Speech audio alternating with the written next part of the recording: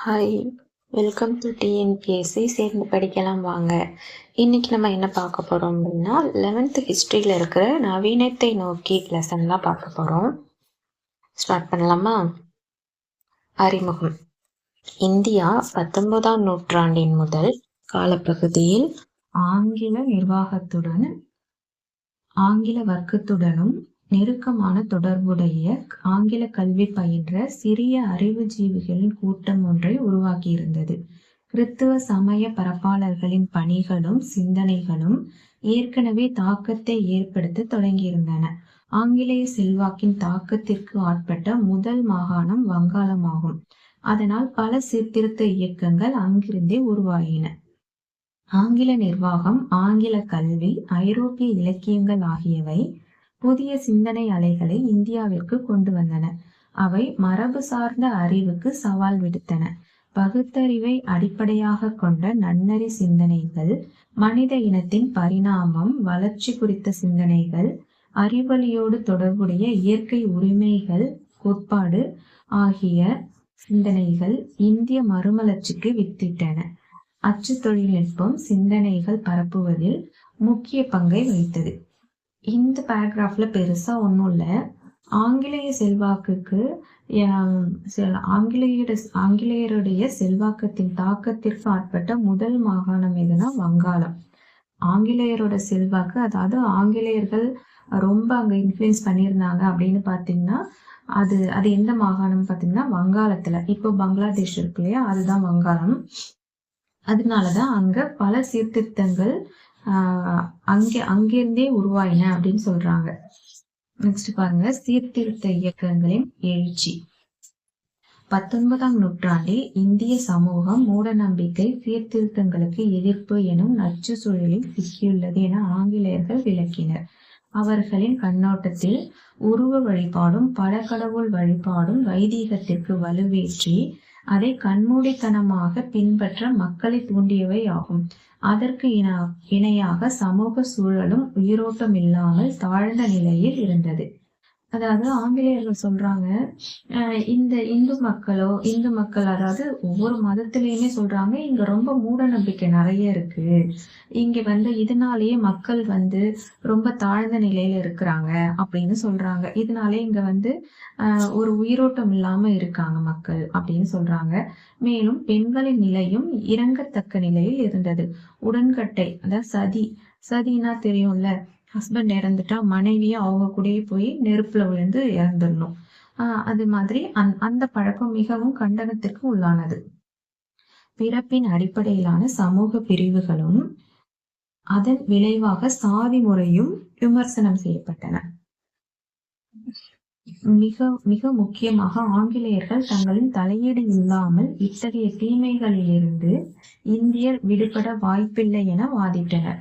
இது ஆங்கிலேய ஆட்சியை நியாயப்படுத்துவதற்காக கிறிஸ்துவ சமய பரப்பாளர்களும் பயனெறி முறை பண்பாட்டலாளர்களும் முன்வைத்த கருத்து என்பதை சொல்ல தேவையில்லை. அதாவது இந்த சாதிய முறை, இந்த தாழ்வு நிலையெல்லாம் இந்தியாவில இருக்கு. இது ஆங்கிலேயர்களால மட்டும்தான் சரி செய்ய முடியும், இந்தியர்களால முடியாது அப்படின்றத கிறிஸ்தவ சமய பரப்பாளர்களும் பண்பாட்டாளர்களும் முன்வைத்த கருத்து. ஏன்னா அப்பதானே அவங்க இந்தியாவில் இருக்கலாம். அதனால இதை இவங்க பரப்பி விட்டாங்க அப்படின்னு சொல்றாங்க. பயனெறி முறைனா என்னன்னு பாருங்க. மிகவும் அதிக எண்ணிக்கையிலானவர்களின் அதிகப்பட்ட மகிழ்ச்சியை கூறிய நவீன சிந்தனையாளர்கள். மிக அதிக எண்ணிக்கையாளர்களின் அதிகப்பட்ட மகிழ்ச்சியை கோரிய நவீன சிந்தனையாளர்கள்.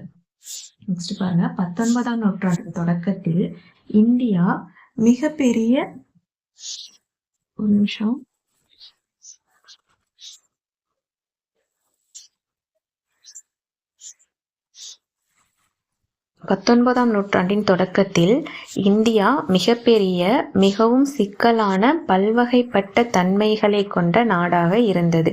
இடத்திற்கு இடம் நிலைமை மிகவும் மாறுபட்டிருந்தன. காலந்தோறும் சமூக பண்பாட்டு தீமைகளுக்கு எதிராக இந்திய சீர்திருத்தவாதிகள் போராடியிருந்தனர். ஆனால் ஆங்கிலேயரின் அறிவொளி சிந்தனைகளுடன் கூடிய வரவு சந்தேகத்துக்கிடமின்றி புதிய சவாலை முன்வைத்தது. இப்பாடப்பகுதி எவ்வாறு நாட்டின் பல்வேறு பகுதிகளில் சீர்திருத்த இயக்கங்கள் உதயமாயின என்பதை விரிவாக்கின்றது.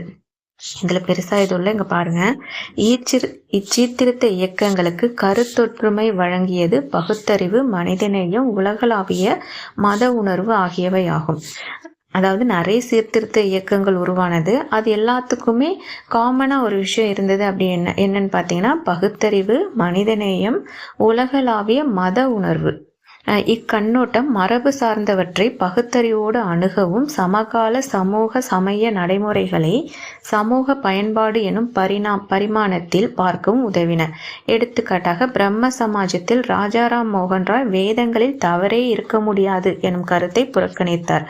அப்போல்லாம் என்ன சொல்லிட்டு இருந்தாங்க, வேதம் தான் பெருசு, வேதத்துல சொல்லிட்டா வேற எதுலையுமே சொல்ல தேவையில்லை அப்படின்ற மாதிரி பேசிட்டு இருந்தாங்க. அதை முதலா ராஜாராம் மோகன் ராய் இந்த பிரம்ம சமாஜத்தை உருவாக்குனவர் ராஜாராம் மோகன் ராய் வேதங்கள்ல தவறே இருக்க முடியாது அப்படின்ற கருத்தெல்லாம் கிடையாது, அதெல்லாம் வேதங்களையும் தவறு இருக்கும் அப்படின்னு அவர் சொல்றாரு. வேதங்களில் தவறே இருக்க முடியாது எனும் கருத்தை புறக்கணித்தார். அலிகார் இயக்கத்தை உருவாக்குனது சையத் அகமது கான். அவரு என்ன சொல்றாரு அப்படின்னு பார்த்தீங்கன்னா, மதம் சார்ந்த சிந்தனைகள் மாற்றப்பட முடியாதவை என்பதை மறுத்தார்.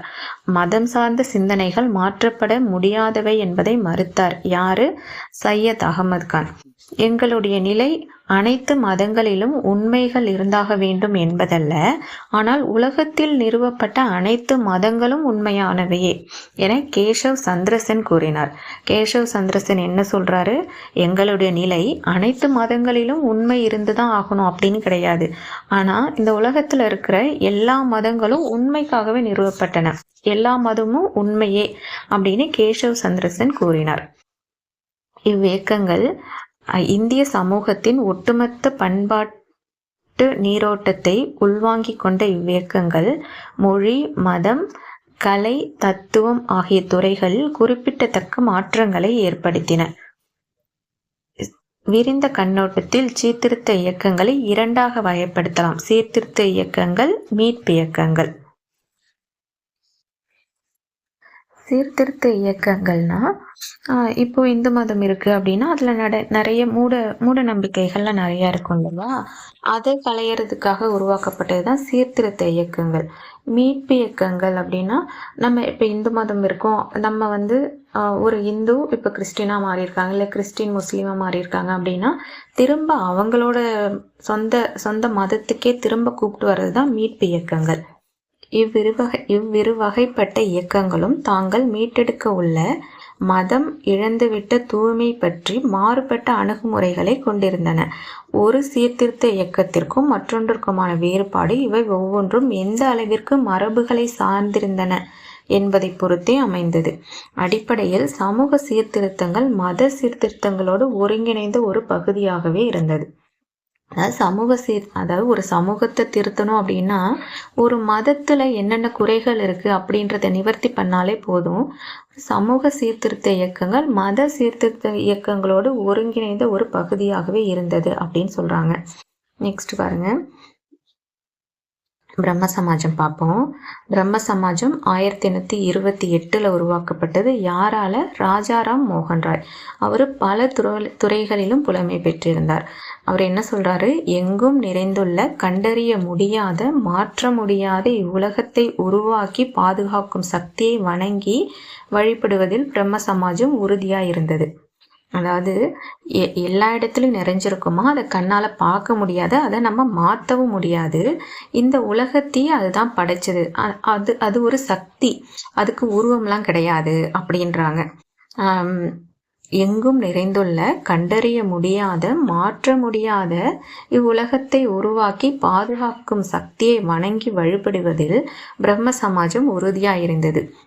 இந்து மதத்தை தூய்மைப்படுத்துதல், ஒரு கடவுள் வழிபாட்டை போதித்தல், மனித கண்ணியத்திற்கு முக்கியத்துவம் தருதல், உருவ வழிபாட்டை எதிர்த்தல், சமூக தீமையான உடன்கட்டை ஏறுதலை ஒழித்தல் ஆகியன அவருடைய நீண்ட கால திட்டங்கள். என்னென்னு பாருங்க, ஒரு இந்து மதத்தை தூய்மைப்படுத்தணும், அந்த மாதிரி ஒரு கடவுள் தான், பல கடவுள் இருக்காங்க, அதாவது இந்து மதத்திலேயே இப்ப நிறைய கடவுள் இருக்காங்கன்னு சொல்றாங்கல்ல, அந்த மாதிரி இல்லாம ஒரு கடவுள் தான். இந்து மதத்தை தூய்மைப்படுத்தணும், மனித கண்ணியம் தான் ஃபர்ஸ்ட், மனித கண்ணியத்திற்கு முக்கியத்துவம்.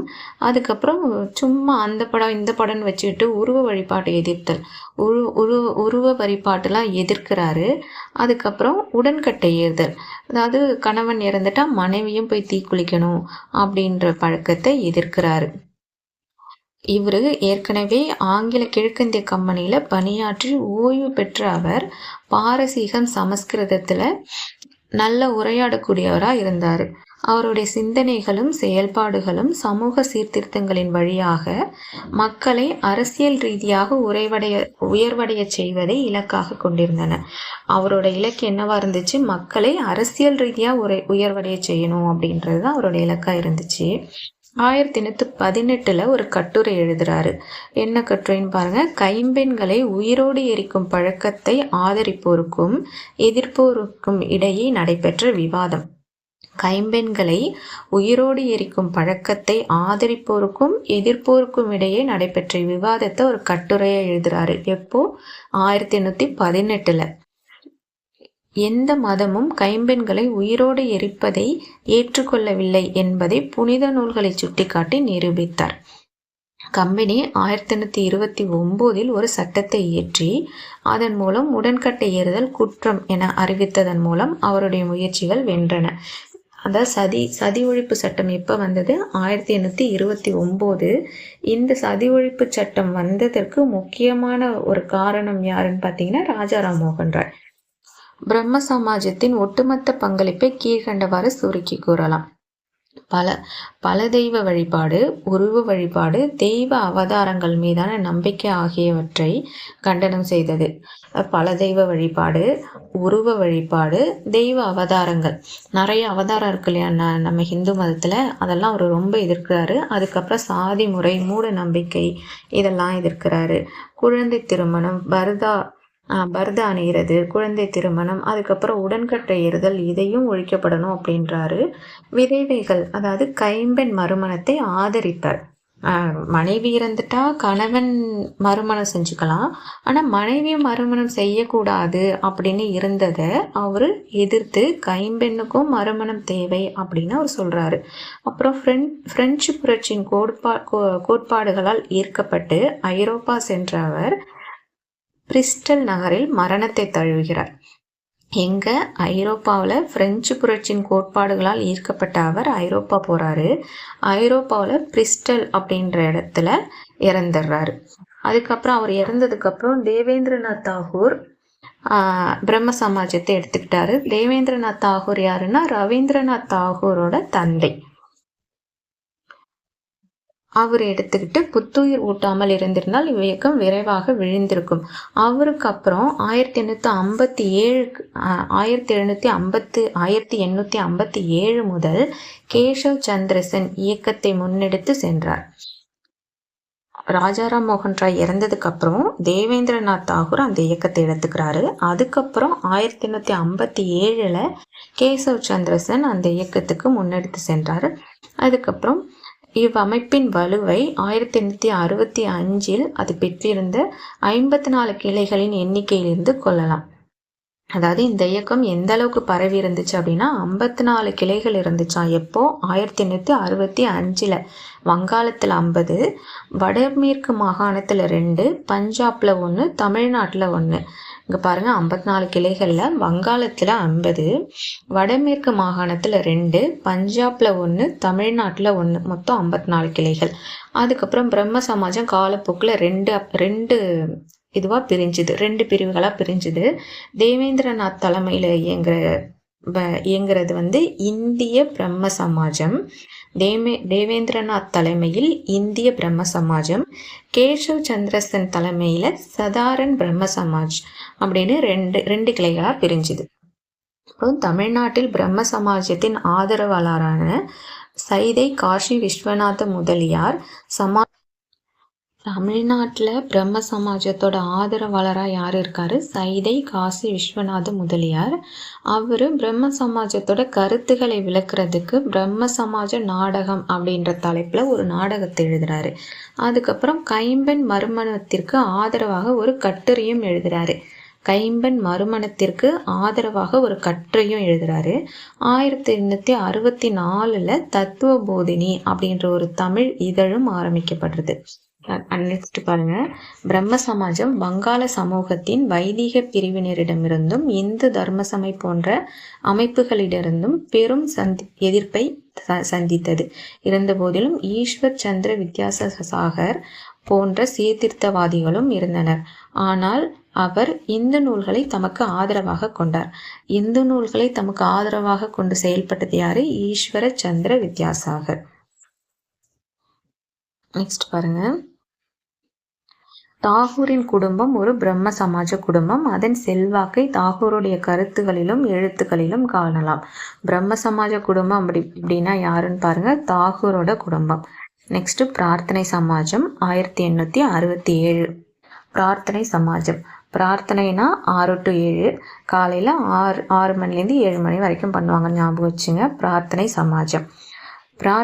பிரம்ம சமாஜத்தின் கிளை அமைப்பான பிரார்த்தனை சமாஜம், பிரம்ம சமாஜத்தோட கிளை அமைப்பின பிரார்த்தனை சமாஜம் 1867 பம்பாயில் ஆத்மராங் பாண்டுரங் அப்படின்றவரால் நிறுவப்பட்டது. பிரம்ம சமாஜத்தின் கிளை அமைப்பான பிரார்த்தனை சமாஜம் 1867 பம்பாயில் ஆத்மராங் பாண்டுரங் என்பவரால் நிறுவப்பட்டது. எம்.ஜி. ரானடே, ஆர்.ஜி. பண்டார்கர் ஆகியோர் இவ்வமைப்பில் சேர்ந்து அமைப்புக்கு வலிமை சேர்த்தனர். யாருன்னு பாருங்க, எம்.ஜி. ரானடே, ஆர்.ஜி. பண்டார்கர். பிரார்த்தனை சமாஜம் ஓர் அமைப்பு என்ற அளவில் பெரும் செல்வாக்கு பெறவில்லை. ஆனால் அவ்வமைப்பின் உறுப்பினர்களான ரானடே, பண்டார்கர், கே.டி. தெலாங் போன்றோர் மகாராஷ்டிராவின் 19ஆம் நூற்றாண்டை சேர்ந்த மாபெரும் தலைவர்கள் ஆவர். யார் யார் சப்போர்ட் பண்ணுறாங்கன்னு பாருங்க, ரானடே, பண்டார்கர், கே.டி. தெலாங். பிரார்த்தனை சமாஜத்தை யார் ஆரம்பித்தது? ஆத்மராங் பாண்டுரங். எப்போ? 1867 மார்னிங் 6 to 7 பிரார்த்தனை செய்வாங்க. பிரார்த்தனை சமாஜம் 1867. பிரார்த்தனை சமாஜம் பிரம்ம சமாஜத்தை போன்றதே என்றாலும் அது மகாராஷ்டிராவை சேர்ந்த துறவிகளின் பக்தி மரபுகளோடு உளப்பூர்வமான தொடர்பை கொண்டிருந்தது.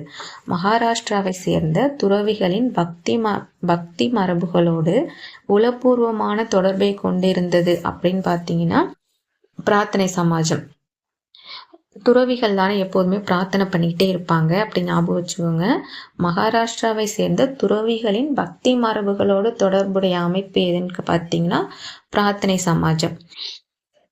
பிரார்த்தனை சமாஜம் சமூகத்தின் கடைநிலையில் உள்ள பெண்கள், தொழிலாளர்கள் ஆகியோருக்கு கல்வி வழங்குவதன் மூலம் தனது பணியை தொடர்ந்தது. அதாவது கடைநிலையில் உள்ள பெண்களுக்கும் தொழிலாளர்களுக்கும் கல்வி கொடுத்தா போதும், ஒரு சமூகம் மேலே வந்துடும் அப்படின்னு நினைச்சாங்க. சமபந்தி விருந்து, சாதி மறுப்பு திருமணம், விதவை திருமணம், பெண்கள் மற்றும் தாழ்த்தப்பட்டோரின் மேம்பாடு ஆகிய சமூக சீர்திருத்த பணிகளில் ஆழ்ந்த கவனம் செலுத்தியது.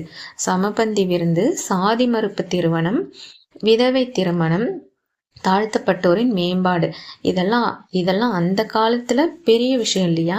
சமபந்தி விருந்து அப்படின்லாம் அதெல்லாம் ரொம்ப பெரிய விஷயம். யாரும் அப்பெல்லாம் கோவில்ல, அதாவது அவங்க வேற ஒரு ஜாதிக்காரவங்க தெருவில் நடக்கணும் அப்படின்னாலே செருப்பு கழட்டிட்டு நடக்கணும் அப்படின்ற காலம். அப்போ சமபந்தி விருதெல்லாம் பெரிய விஷயம்.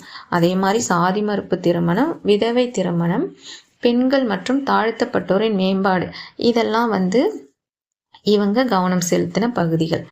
ரானடேயின் முயற்சியால் உருவாக்கப்பட்ட தேசிய சமூக மாநாடு எனும் அமைப்பு ஒவ்வொரு ஆண்டும் இந்திய தேசிய காங்கிரஸ் மாநாடு 1885 நடைபெற்று முடிந்தவுடன் கூடும். யாரு? ரானடேயின் முயற்சியால் உருவாக்கப்பட்ட தேசிய சமூக மாநாடு. தேசிய சமூக மாநாடு ரானடேயோட முயற்சியால் உருவாக்கப்பட்ட ஒரு அமைப்பு. அது காங்கிரஸ் மாநாடு நடந்து முடிஞ்சதுக்கு அப்புறம் நடைபெறும் அப்படின்றாங்க.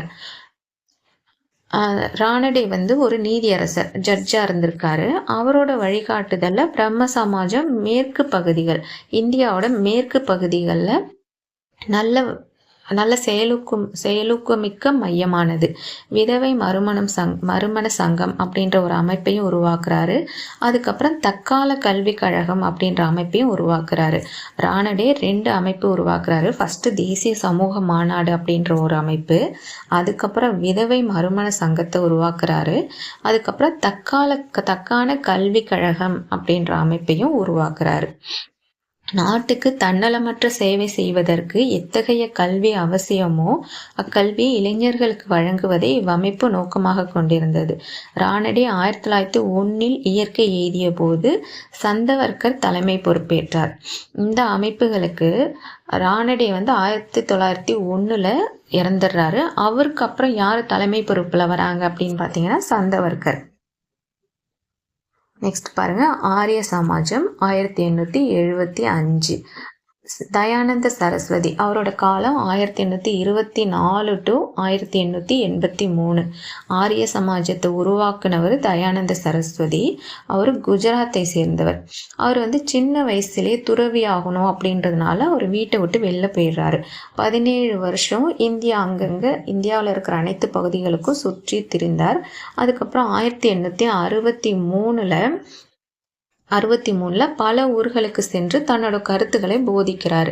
5 ஆண்டுக்கு அப்புறம் சில கல்வி நிலையங்களையும் நிறுவுகிறார். அதாவது 1863 பல ஊர்களுக்கு சென்று தன்னோட கருத்துக்களை பல பேருக்கு போதிக்கிறாரு. 5 ஆண்டுக்கு அப்புறம் கல்வி நிலையங்களை நிறுவினார். அதுக்கப்புறம் 1872 கல்கத்தாவில் பிரம்ம சமாஜ உறுப்பினர்களை சந்தித்தார். எந்த வருஷம்? 1872 கல்கத்தாவில் பிரம்ம சமாஜ உறுப்பினர்களை சந்தித்தார்.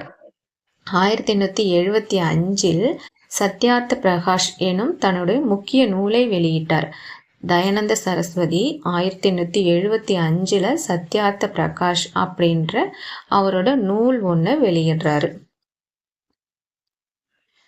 அவர் புராணங்கள், பல கடவுள் வழிபாடு, உருவ வழிபாடு, பிராமண அர்ச்சகர்களின் நடவடிக்கைகள், புனித யாத்திரைகள் ஆகியவற்றை நிராகரித்தார். அவர் புராணங்கள், பல கடவுள் வழிபாடு, உருவ வழிபாடு, பிராமண அர்ச்சகர்களின் நடவடிக்கைகள், புனித யாத்திரைகள் ஆகியவற்றை நிராகரித்தார். விதவை திருமணத்திற்கு உள்ள தடையையும் அவர் எதிர்க்கிறாரு. சமஸ்கிருத மொழியில் சிறந்த புலமை பெற்றிருந்த அவர் வேதங்களை நோக்கி திரும்புக, கோ பேக் டு வேதாஸ் அப்படின்னு யார் சொன்னது? தயானந்த சரஸ்வதி. வேதங்களை நோக்கி திரும்புக அப்படின்ற ஒரு அழைப்பும் விடுக்கிறாரு. வேதங்களை அடிப்படையாக கொண்டு சமூகத்தை வடிவமைக்க விரும்பியவர் அவர்.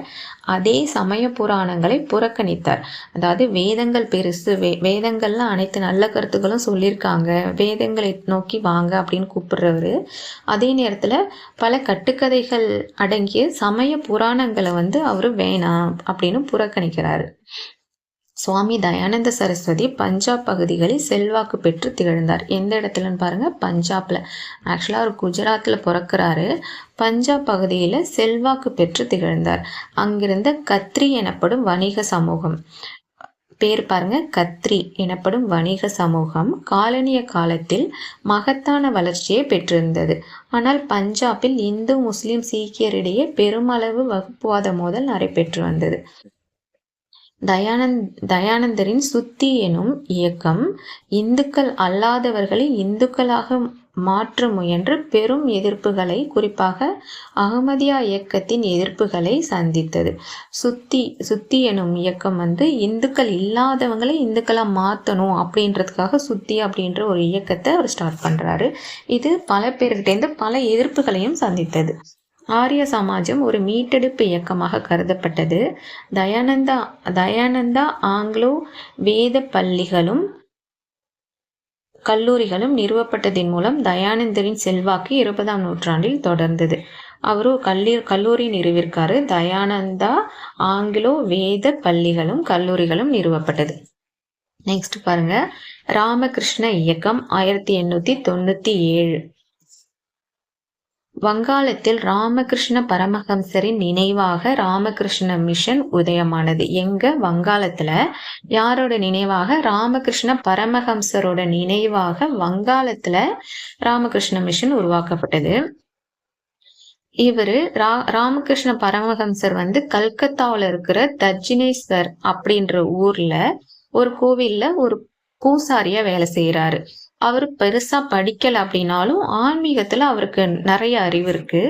அனைத்து மதங்களிலும் இயல்பாக உள்ள உண்மைகள் மீது ஆழமாக நம்பிக்கை கொண்டிருந்தார். அதாவது இந்து மதத்துல மட்டும் இல்ல, அவர் அனைத்து மதங்களிலுமே என்னென்ன உண்மைகள் இருக்கு, அனைத்து மதங்களிலுமே சில உண்மைகள் இருக்கு அப்படின்றதுல அவர் நிறைய நம்பிக்கை வச்சிருந்தாரு. பல்வேறு மதங்களின் நடைமுறைகளுக்கு ஏற்றவாறு சமய பணிகளை மேற்கொண்டு அம்மதங்கள் சார்ந்த நம்பிக்கைகளை சோதித்து பார்த்தார். அவரை பொறுத்தளவில் அனைத்து மத கருத்துகளும் ஒரே இலக்கை சென்றடையும் பல்வேறு பாதைகள் என்பதாகும். ராமகிருஷ்ண பரமஹம்சர் என்ன சொல்றாரு, அனைத்து மத கருத்துகளும் அதாவது எந்த மதம் எந்த கருத்தை வேணாலும் சொல்லட்டும், எல்லா கருத்துமே ஒரே ஒரு இலக்கை நோக்கி தான் போயிட்டு இருக்கு அப்படின்னு சொல்றாரு. அனைத்து மத கருத்துகளும் ஒரே இலக்கை சென்றடையும் பல்வேறு பாதைகள் அப்படின்றாரு. ராமகிருஷ்ணரோட இந்த போதனைகளையும் கருத்துகள்லையும் ஒருத்தர் ஈர்க்கப்படுறாரு. அவரோட கதைகள்லாம் சேர்த்து ராமகிருஷ்ண கதாமித்ரா எனும் தலைப்புல அவரு தொகுத்து ஒரு புக்கு கொடுக்குறாரு. யாரு? ராமகிருஷ்ணரோட சீடர் ஒருத்தர். அவருடைய சீடர்கள் மிகவும் புகழ்பெற்றவர் கல்கத்தா பல்கலைக்கழகத்தில் பட்டப்படிப்பை முடித்திருந்த இளைஞர் நரேந்திரநாத் தத்தா. அதாவது விவேகானந்தர் கல்கத்தா பல்கலைக்கழகத்துல தான் அவர் வந்து பட்டப்படிப்பை முடிச்சிருக்காரு. அவரோட காலம் 1863 1902. அவருடைய கல்வி அறிவும் பேச்சாற்றலும் ஆன்மீக தோற்றமும் அவருடைய வியத்தகு ஆளுமையும் அவருக்கு நாடு முழுவதும் சீடர்களை உருவாக்கியது. அவர்களில் பலர் தேசிய இயக்கத்திலும் இணைந்தனர். விவேகானந்தர் 1893 அமெரிக்காவில் இருக்கிற சிக்காகோ நகர்ல ஒரு புகழ்பெற்ற உலக சமய மாநாட்டு நடைபெறுது. அங்க அவர் பேசின பேச்சுல பல பேரும் அவரால் ஈர்க்கப்பட்டனர். இவ்வியக்கம் பள்ளிகள், மருத்துவமனைகள், ஆதரவற்றோருக்கான இல்லங்கள் ஆகியவற்றையும் நிறுவியது. அதாவது இந்த இயக்கம் ராமகிருஷ்ண மிஷன் அப்படின்றது பள்ளிகள், மருத்துவமனைகள், அப்புறம் அனாதை இல்லங்கள், அதாவது ஆதரவற்றோருக்கான இல்லங்கள் ஆகியவற்றையும் நிறுவியது. இயற்கை பேரழிவுகளால் இயற்கை பேரழிவுகள்லையும் மனிதர்களால் ஏற்பட்ட பேரழிவுகளாலும் மக்கள் கஷ்டத்துல இருக்கிறப்ப அவங்களுக்கு உதவியும் செஞ்சாங்க ராமகிருஷ்ண மிஷன். நெக்ஸ்ட் பாருங்க, சுவாமி விவேகானந்தர் இளமை, தைரியம் ஆகியவற்றின் மறுவடிவமாவார். நவீன இந்தியாவின் விடிவெள்ளி என குறிப்பிடுகின்றார். யாரு? விவேகானந்தர். நவீன இந்தியாவின் விடிவெள்ளி யாரு? விவேகானந்தர். வாலண்டைன் சிரோல் அப்படின்றவர் இவரை பத்தி என்ன சொல்றாருன்னு பாருங்க. தனது ஆளுமை திறனால் வெளிநாடுகளில் இந்தியாவின் பாரம்பரிய நாகரிகத்திற்கும் அதனுடைய புதிதாக பிறப்பெடுத்துள்ள தேசம் எனும் உரிமை கோரிக்கைக்கும் கண்கூடான அங்கீகாரத்தை பெற்றுத்தந்த முதல் இந்தியர். தனது ஆளுமை திறனால் வெளிநாடுகளில் இந்தியாவின் பாரம்பரியமிக்க நாகரிகத்திற்கும் அதனுடைய புதிதாக பிறப்பெடுத்துள்ள தேசம் எனும் உரிமை கோரிக்கைக்கும் கண்கூடான அங்கீகாரத்தை பெற்றுத்தந்த முதல் இந்தியர் விவேகானந்தர் அப்படின்னு வாலண்டைன் சிரோல் சொல்றாரு. நெக்ஸ்ட் பிரம்மஞான சபை 1875. 1875 பிளவாட்ஸ்கி அம்மையார், கர்னல் ஆல்காட் அப்படின்றவங்கள இவங்க 2 பேரால பிளவாட்ஸ்கி அம்மையார் கர்னல் ஆல்காட்டால அமெரிக்காவில் ஆரம்பிக்கிறாங்க.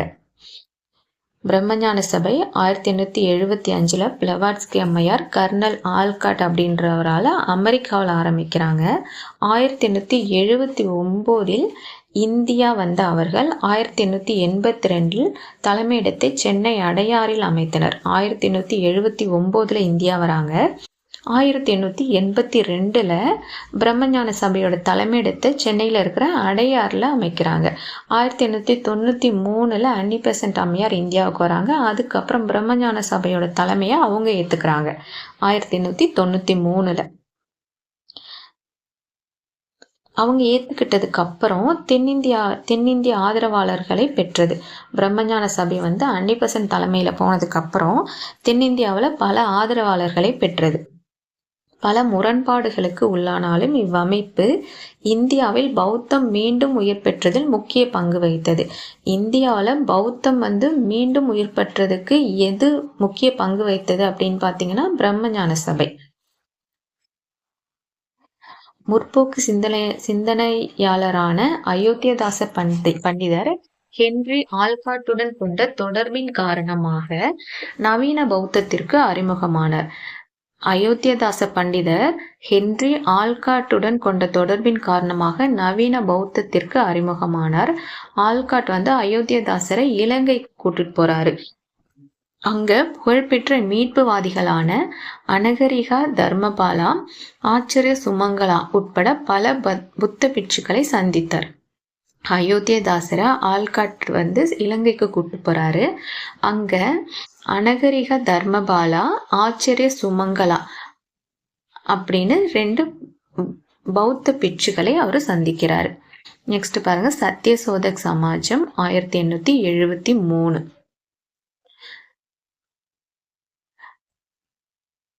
இதுவரை விவாதிக்கப்பட்ட இயக்கங்கள் பெரும்பாலும் மேல் சாதியாக கருதப்பட்ட சமூகங்களின் மேல் அதிக கவனம் செலுத்தின. ஆனால் சில குறிப்பிட்ட இயக்கங்கள் ஒடுக்கப்பட்ட சமூகங்களை அணிதிரட்டி அவர்களிடம் தங்கள் கொள்கைகளை விளக்கின.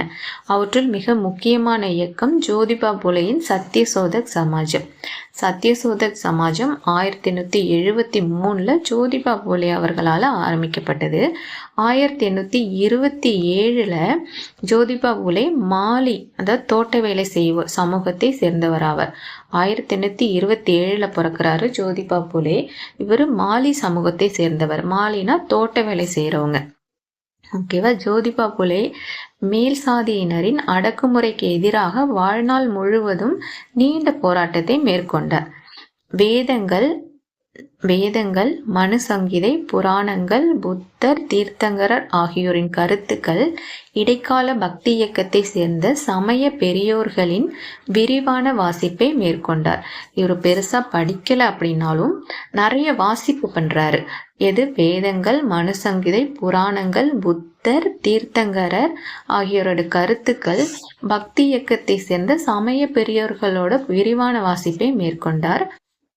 மேற்கத்து சிந்தனைகளோடும் கிறிஸ்துவம், இந்தியா, இஸ்லாம் ஆகிய மதங்களோடும் தன்னை பரிச்சயப்படுத்தி கொண்டார். ஒட்டுமொத்த பண்பாட்டையும் மரபுகளையும் பகுத்தறிவு மற்றும் சமூகம் ஆகிய 2 அளவுகோல்களாக கொண்டு சீர்தூக்கி பார்க்கிறார். பகுத்தறிவு, சமத்துவம்.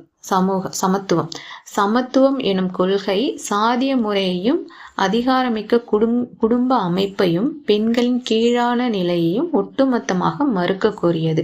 அதாவது சமத்துவம்னா என்னன்னு பார்த்தீங்கன்னா, சாதிய முறை நிறைய இருக்கு இல்லையா, மேல் ஜாதி கீழ் ஜாதி அப்படின்றவங்க, அதாவது குடும்பத்துக்குள்ளேயே அதிகாரமிக்கவங்க பெண்கள் கீழே இருக்கிறாங்க, ஆண்கள் தான் மேலே அப்படின்ற இந்த கருத்துக்களெல்லாம் அவர் எதிர்க்கிறாரு.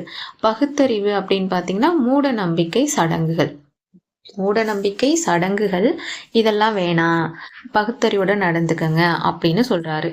நெக்ஸ்ட் பாருங்க, சாதி முறையாண்டு பிராமணர் அல்லாதோரின் உணர்வுகளை தட்டி எழுப்பி பல நூற்றாண்டு காலமாக நிறைவு வரும் சமத்துவமின்மை, சமூக தாழ்வு நிலை ஆகியவற்றிற்கு எதிராக அவர்களை புரட்சி செய்ய ஒருங்கிணைந்து போராட்டங்களை மேற்கொள்ள செய்தார். இந்த லட்சியங்களை அடைவதற்காக சத்யசோதக் சமாஜம், உண்மை தேடும் சங்கம் அப்படின்ற அமைப்பை 1873 நிறுவுறாரு. உண்மை தேடும் சங்கம் சத்யசோதக் சமாஜம் 1873 நிறுவுறாரு. மக்கள் கல்வி பெற்றிருந்தாதான் அவங்க விடுதலை அடைய முடியும், மனதளவில் அவங்க ஃபர்ஸ்ட் ஒரு விடுதலை அடையணும் அப்படின்றதுனால மக்கள் கல்வி கற்கணும் அப்படின்ட்டு அவர் ஸ்ட்ராங்கா சொல்றாரு. இவர் எழுதிய முக்கியமான நூல் குலாம்கிரினா அடிமைத்தனம். இவர் எழுதிய முக்கியமான நூல் என குலாம்கிரி. சமூகத்தில் பெண்களும் வறுமையில் உழல்வோரும் நசுக்கப்பட்டோருமே மிகவும் பாதிக்கப்பட்டவர்கள். பெண்களின் விடுதலை என்பது சமூகத்தின் ஏனைய வர்க்கங்களின் விடுதலையோடு இணைந்துள்ளது என்று வாதிட்டார். முதல்ல ஒரு சமூகத்துல பெண்கள் விடுதலையா சுதந்திரமா இருந்தாதான் அந்த சமூகமே முன்னேறும் அப்படின்னு அவர் சொல்றாரு. வர்க்கங்களுக்கிடையேயான சமத்துவம் மற்றும் ஆண் பெண் சமத்துவத்தை முன்வைத்தார். வர்க்கங்கள்னா சாதிகளுக்கு இடையே நிறைய நிறைய பாகுபாடுகள் இருக்கு இல்லையா, அதுவும் ஆண் பெண் சமத்துவத்தையும் முன்வைக்கிறாரு. திருமணத்தின் போதும் மணப்பெண்ணின் கல்வி உரிமையை ஏற்றுக்கொள்வதாக மணமகனை உறுதியளிக்கும்படி கூறினார். அதாவது இப்போ கல்யாணத்துக்கு அப்புறமும் பொண்ணுங்க படிக்கணும் அப்படின்னு ஆசைப்பட்டா படிங்க அப்படின்னு தன்னோட மணமகன் ஏத்துக்கணும், உறுதியளிக்கணும் அப்படின்னு அவர் சொல்றாரு. பூலே தன்னுடைய கருத்துக்களை உண்மையான போராட்டங்களாக மாற்ற வேண்டுமெனார். மக்களுக்கு கட்டாய தொடக்க கல்வியை விவசாய வர்க்கங்களை சேர்ந்த ஆசிரியர்களை கொண்டு கற்பிக்குமாறு ஆங்கில அரசாங்கத்தை பூலே வற்புறுத்தினார். அதாவது மக்களுக்கு கட்டாயமா கல்வி கற்க வைக்கணும். அவங்க யாரால அப்படின்னு பாத்தீங்கன்னா விவசாய வர்க்கத்தை சேர்ந்த ஆசிரியர்களால கற்பிக்கப்படணும் அப்படின்னு ஆங்கில அரசு அவரு வற்புறுத்துறாரு. 1851 பூனேல பெண்களுக்குன்னே ஒரு பள்ளியை திறக்கிறாரு. 1851 பூனேல பெண்களுக்கும் அதே மாதிரி தாழ்த்தப்பட்ட மக்களுக்கும் ஒரு பள்ளியை திறக்கிறாரு. யாரோட உதவின்னு பார்த்தீங்கன்னா பூலேயோட மனைவி சாவித்ரிபாய் பூலே உதவியோட அவரு ஸ்கூல் தொடங்குறாரு. தீண்டத்தகாதவர்களுக்காக ஒரு பள்ளியையும் கைம்பெண்களின் குழந்தைகளுக்காக ஒரு இல்லத்தையும் நிறுவினார். தீண்டத்தகாதவர்களுக்காக ஒரு பள்ளி, கைம்பெண்களின் குழந்தைகளுக்காகவே ஒரு பள்ளியை நிறுவினார். பிற்காலத்தில் மகாராஷ்டிராவில் பிராமணர் அல்லாதோர் இயக்கம் இவருடைய பணிகளால் தோன்றியது. நெக்ஸ்ட் பாருங்க, பண்டித ராமாபாய் 1858 to 1922. பண்டித ராமாபாய் இந்தியாவில் பெண் விடுதலைக்காக போராடிய முன்னணி தலைவர்களில் ஒருவர். சிறந்த கல்வி பின்னணி கொண்ட குடும்பத்தை சேர்ந்தவர். நல்ல படிச்ச குடும்பம். சமஸ்கிருதத்துல பயங்கர புலமை பெற்றிருக்காங்க. அதனால இவங்க கல்வியில ரொம்ப புலமை பெற்றிருக்கிறதுனால இவங்கள பண்டித சரஸ்வதி அப்படின்னு பல பட்டங்களும் இவங்களுக்கு இருக்கு. அதாவது அவங்க பேரண்ட்ஸ் இறந்ததுக்கு அப்புறம் ரமாபாயும் அவரோட சகோதரரும் நாட்டில் பல பகுதிகளுக்கு பயணம் மேற்கொண்டார். 1878 கல்கத்தாவுக்கு போறாங்க. 2 வருஷம் கழிச்சு அவங்களோட சகோதரரும் இறந்துட்டாங்க. அதுக்கப்புறம் 1880 சமூகத்தின் கீழ்மட்ட குடும்பத்தை சேர்ந்த ஒரு வங்காளியை திருமணம் செய்து கொண்டார். 1880 திருமணம் பண்ணிக்கிறாங்க. ஒரு வங்காளியை திருமணம் பண்ணிக்கிறாங்க. அதுக்கப்புறம் அவரும் இறந்துடுறாரு. 2 வருடங்களுக்கு பின்னர் கணவரும் இயற்கை எய்தவே பூனே திரும்பிய அவர் ராணடே பண்டார்கர் ஆகிய தலைவர்களின் உதவியுடன் ஆரிய மகிழா சமாஜ் எனும் அமைப்பை நிறுவினார். 1882 300 பெண்கள் இவ்வமைப்பில் கல்வி கற்றனர். 1880 ஒரு கீழ்மட்ட குடும்பத்தை சேர்ந்த வங்காளியை திருமணம் செய்கிறாரு. அந்த காலத்தில் அதெல்லாம் பெரிய விஷயம் இல்லையா. அதுக்கப்புறம் 2 வருஷம் கழிச்சு அவங்க ஹஸ்பண்டும் இறந்துடுறாங்க. அதுக்கப்புறம் திரும்ப பூனே போயிடுறாங்க. அங்கே 2 பேர் ஹெல்ப் பண்ணுறாங்க. யார் யார்? ராணடே பண்டார்கர். இவங்களோட உதவியால் ஆரிய மகிழா சமாஜ் அப்படின்ற அமைப்பை உருவாக்குறாங்க. 1882 இந்த அமைப்பில் 300 பெண்கள் கல்வி கற்றனர். ராணடே பண்டார்கர் ஆகியோரின் உதவியோடு கைவிடப்பட்ட விதவைகளுக்காக சாரத சதன், வீடற்றவர்களுக்கான இல்லம் அப்படின்ற ஒரு அமைப்பை தொடங்குறாரு. அதே 2 பேர் ராணடே பண்டார்கர் உதவியோட சாரதா சதன், வீடற்றவர்களுக்கான இல்லம் அப்படின்ற ஒரு அமைப்பை இவர் தொடங்குறாரு.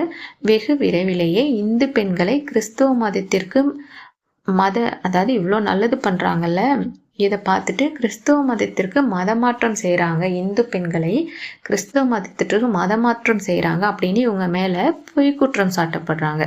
இதனால இப்போ திரும்ப பூனேக்கு அருகே இல்லை கேத்கான் எனும் இடத்திற்கு மாறினார். அதனால பூனேவுக்கு பக்கத்தில் இருக்கிற கேத்கான் அப்படின்ற இடத்திற்கு அங்கே போகிறாங்க. அங்கே போய் அவங்க சும்மா இல்லை, அங்கே முக்தி சதன் அதாவது சுதந்திர இல்லம் எனும் அமைப்பை நிறுவினார். எங்க கேத்கான் அப்படின்ற இடத்துல முக்தி சதன் அப்படின்ற ஒரு இல்லத்தை அவர் அமைக்கிறாங்க. அந்த நிறுவனத்துல 2000 பெண்களும் குழந்தைகளும் தங்கியிருந்தனர். அவர்களை சுயசார்பு உடையவர்களாக மாற்றுவதற்காக தொழிற்பயிற்சியும் வழங்கப்பட்டது. ஓகேவா, நெக்ஸ்ட் பாருங்க, ஸ்ரீ நாராயணகுரு. கேரளத்தை மையமாக கொண்ட இந்த ஸ்ரீ நாராயணகுரு தர்ம பரிபாலன யோகம் உயர் சாதியினருக்கும் தாழ்த்தப்பட்ட வர்த்தகத்திற்கும் இடையே ஏற்பட்ட முரண்பாடுகளிலிருந்து தோன்றியது. இவ்வியக்கத்தை சேர்ந்த ஸ்ரீ நாராயணகுரு கல் இறக்குவதை தொழிலாக கொண்ட கேரளத்து ஈழவ சமூக இயக்கத்தின் ஈட்டி முனையாக விளங்கினார். இந்த இயக்கம், அதாவது தர்ம பரிபாலன யோகம் அப்படின்ற இயக்கம், தர்ம பரிபாலன சங்கம் அப்படின்ற ஒரு இயக்கம் யாருக்காக முக்கியமா ஆரம்பிக்கப்பட்டது அப்படின்னு பார்த்தீங்கன்னா, கேரளத்து ஈழவ சமூக மக்கள், அதாவது கல் எடுக்கிறவங்க, கேரளத்து ஈழவ சமூக மக்களுக்காக தொடங்கப்பட்டது தர்ம பரிபாலன யோகம் அப்படின்ற அமைப்பு. கேரள மக்கள் தொகையில் தனிப்பெரும்பான்மையாக 26% இருந்தாங்க ஈழவ மக்கள். ஸ்ரீ நாராயணகுரு 1902 ஸ்ரீ நாராயணகுரு தர்ம பரிபாலன யோகம் அப்படின்ற ஒரு அமைப்பு உருவாக்குறாரு. எப்போ 1902 ஸ்ரீ நாராயணகுரு தர்ம பரிபாலன யோகம் அப்படின்ற ஒரு அமைப்பு உருவாக்குறாரு. இவ்வமைப்பு பொது பள்ளிகளில் சேர்வதற்கான உரிமை, அரசு பணிகளில் அமர்த்தப்படுதல், சாலைகளை பயன்படுத்துவதற்காக கோவில்களில் செல்வதற்கான உரிமை, அதாவது தாழ்த்தப்பட்ட மக்கள் பொது பள்ளிகளில் சேர்றதுக்கும் அரசு பணிகள்லையும் அவங்களுக்கு இடம் வேணும். அதே மாதிரி நாங்கள் ஃப்ரீயாக ரோட்டு யூஸ் பண்ணணும், கோவிலுக்குள்ளே போகிற உரிமை, இது எல்லாமே வேணும். அதே மாதிரி அரசியல் பிரதிநிதித்துவமும் வேணும் அப்படின்றதுக்காக இந்த அமைப்பு உருவாக்குறாரு. இவ்வியக்கம் சமூகத்தின் கீழ்நிலையிலிருந்து மேல்நிலைக்கு மாறுதல், பாரம்பரியமான அதிகார விநியோக முறையில் மாற்றம், கீழ்நிலையிலிருந்து மேல்நிலைக்கு போகணும். அதே மாதிரி ரொம்ப வருஷமா ஒரே பிரிவினரை சேர்ந்தவங்களே ஒரு அதிகாரத்தில் இருக்காங்க அப்படின்றதையும் மாற்றணும் அப்படின்றதுக்காக இந்த அமைப்பு உருவாக்கப்பட்டது. கோவில்களில் ஈழவர்கள் நுழைவதற்கிருந்த தடைகளுக்கு எதிராக ஸ்ரீ நாராயணகுரு புதிய கோவில்களை நிறுவியதோடு ஈழவ சமூகம் தன்னைத்தானே நவீனப்படுத்திக் கொள்ளும் அளவுக்கு சக்தி கொண்டதாக மாற்றினார். அதாவது இருக்கிற கோவில்களுக்குள்ளதானே போகக்கூடாதுன்னு சொல்றீங்க, நாங்கள் தனியாக கோவிலை கட்டிக்கிறோம் அப்படின்னு புதிய கோவில்களையே அவர் கட்டினாரு. அதே மாதிரி தன்னை மாடனா அந்த இன மக்கள் ரொம்ப பழமைவாதிகளாக இருக்காங்க அப்படின்றதுக்காக அவங்கள நவீனப்படுத்திக்கணும் அப்படின்றதுக்காக அவர் அளவுக்கு சக்தி கொண்டதாக மாற்றினார். கவிஞர் குமரன் ஆசான், டாக்டர் பல்ப், சகோதரன் ஐயப்பன் போன்ற மகத்தான ஆளுமைகள் இவ்வியக்கங்களிலிருந்து தோன்றி கேரள சமூகத்தை ஜனநாயகப்படுத்துவதில் பெரும் தாக்கத்தினை ஏற்படுத்தினார். யாருன்னு பாருங்க: குமரன் ஆசான், டாக்டர் பல்ப், சகோதரன் ஐயப்பன். வைக்கம் சத்தியாகிரகத்துல நேரடியாக இவங்க பங்கு பெறல அப்படின்னாலும் கோயிலை சுற்றி இருக்கிற தெருக்களில் ஈழவர்கள் நுழைவதற்கான தடைகளுக்கு எதிராக போராட்டங்களை ஏற்பாடு செய்தார். அவர் எதிர்கால கோயில் நுழைவு இயக்கங்களுக்கு முன்னோடியாக திகழ்ந்தது எது? ஸ்ரீ நாராயண குருவால் உருவாக்கப்பட்ட தர்ம பரிபாலன யோகம். ஓகேவா? ஓகே, பார்ட் 2 நெக்ஸ்ட் வீடியோவில் பார்க்கலாம். இதுவே ரொம்ப நேரம் ஆயிடுச்சு. நெக்ஸ்ட் வீடியோவில் பார்க்கலாம். எல்லாரும் நல்லா படிங்க. பாய்.